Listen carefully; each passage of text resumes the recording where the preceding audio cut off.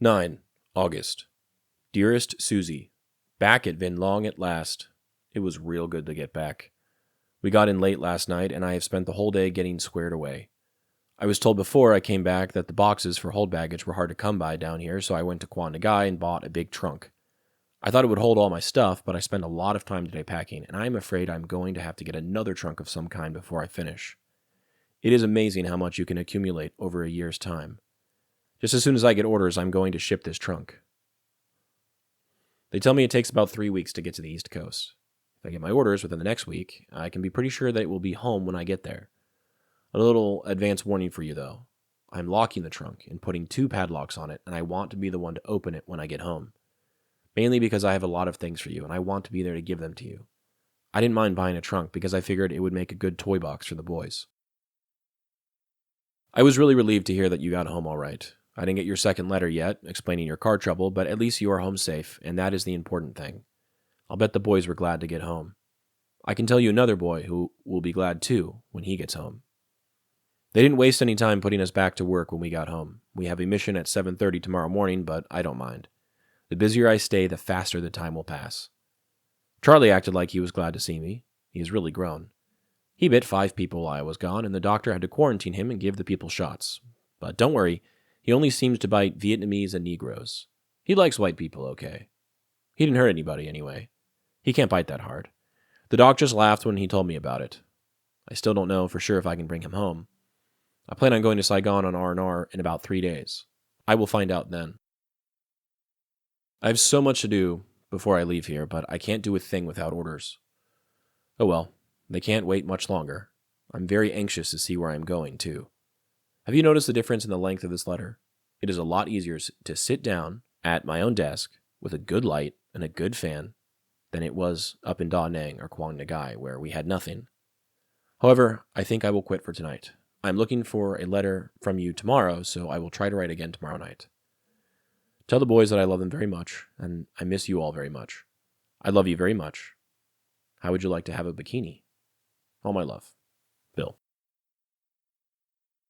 When Popi writes this letter, he's just returned to Vinh Long. It's his final posting before heading home, and you can hear the tone shift immediately. For the first time in weeks, he's back at his own desk, under a proper light, with a working fan. It's easier to write, easier to breathe. He's not quite home, but he's finally facing in that direction. And what's the first thing he does? He packs. He spends most of this letter talking about a trunk, one he bought in Quang Ngai, big enough to hold everything he's accumulated over a year in Vietnam.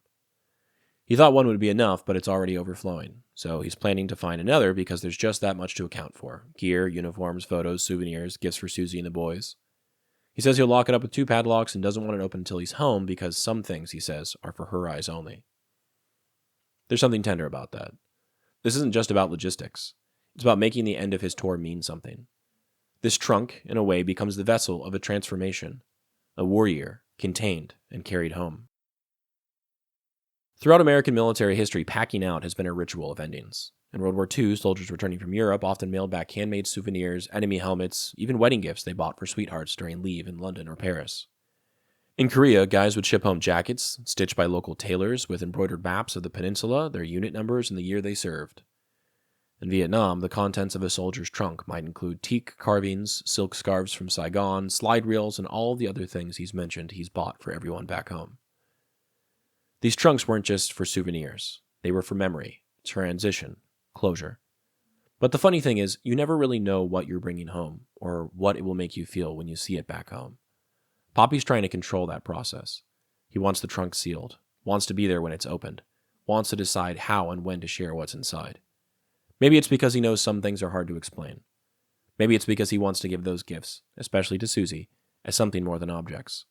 He wants them to feel like proof that he made it through, that he never stopped thinking of her.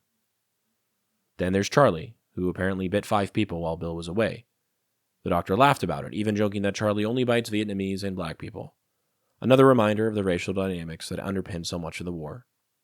This letter isn't dramatic. There are no explosions, no battles, no deep philosophical reflections.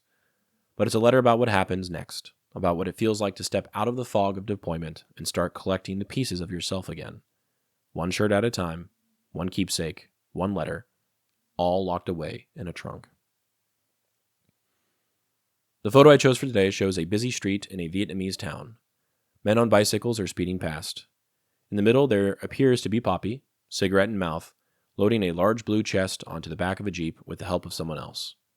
Perhaps this is the chest he mentions, which will eventually be full of all his souvenirs that he bought during his time overseas.